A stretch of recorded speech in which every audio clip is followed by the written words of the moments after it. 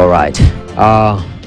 We'll show that later on, but let's start off with matters frontier markets. We want to delve into this particular issue. And the Central Bank of Kenya Governor, Dr. Patrick Njoroge, in a conversation with Abebe Selassie, the director of the African Department, the International Monetary Fund, during the IMF annual meetings in Washington, D.C., noted that the frontier markets have been on the receiving end of global economic shocks. It's true there are really three shocks that have hit us in the context of the post-COVID period. So ignore COVID, assume that's behind us. We went through that. Then, of course, you have the shock of the price shock, inflation. Never before, well, actually not never before, it's been a long time since we were in this space, particularly in the advanced economies, talking double-digit inflation numbers, etc. But that is affecting all of us, and in our own markets, emerging markets, we're also in the same space, meaning inflation is a significant concern, cost of living issues, and indeed this is becoming a significant, or has become a significant social issue. So that's something that policymakers cannot afford to ignore. Then you have the second element, which is the price of oil, which has really shot everything. And the third element, of course, is the markets.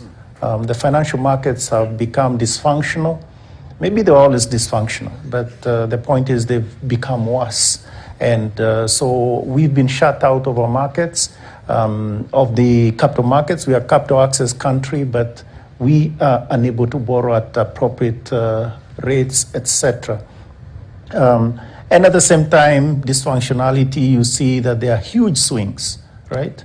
For instance, on yields on various bonds. I mean, the UK, for instance, just recently, their 30-year gilts at, 5%? Now, it's true, they do have their own issues, let's put it that way. But anyway, so the markets are not functioning the way they should be. So you have three sort of tendencies that create a perfect storm for the emerging market countries. Well, with those shocks, how do you react to that? Well, the intervention to high inflation in the frontier markets has featured utilization of monetary policy tools to manage the shocks. But the governor says the frontier markets and developing economies are seeking further support from the international finance institutions. On to the safety nets that have always been there, or at least theoretically were always there. So international financial institutions. So we've gone to them and told them that's why we're here. We need to do better to provide us with some sort of increased support, because the capital markets are unable to provide us with that.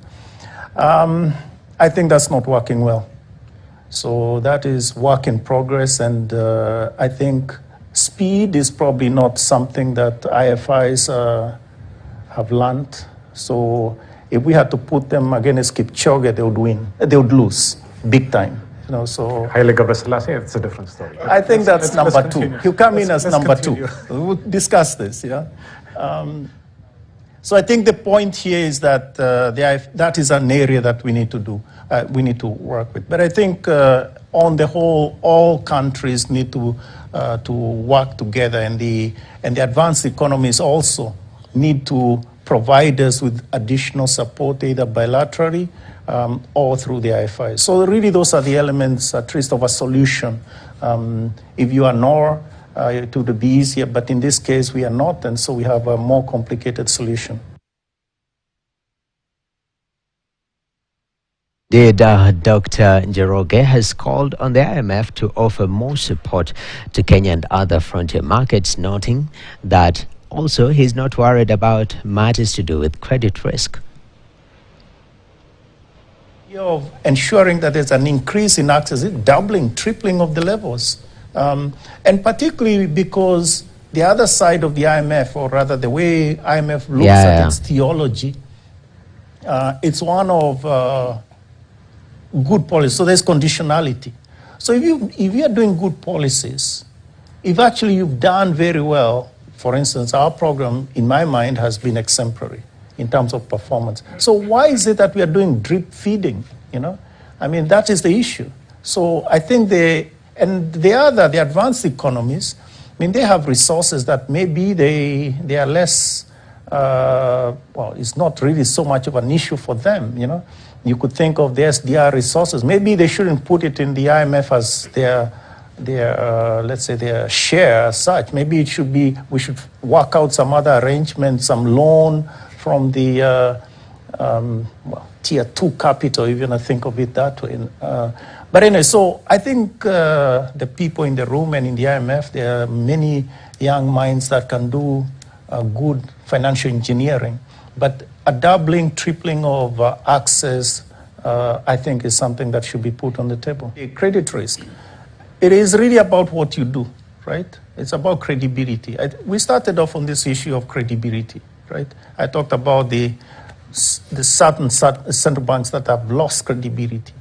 So it's something that can be dealt with, and you can measure it in terms of figuring out how much credit risk you're running, etc. But I think those things can be dealt with. I don't think the issue today is credit risk. The issue today is, where will we be in 6 months' time?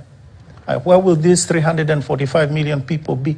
Where will our economies be? Will we have had an accident? I would hate to be here in April next year, and we are talking about 3 or 4. We're not talking just about Ukraine. We are talking about 3 or 4 other countries where we've had a significant financial accident. That would be significant. Well, on issues to do with farming, residents of Njoroge are encouraged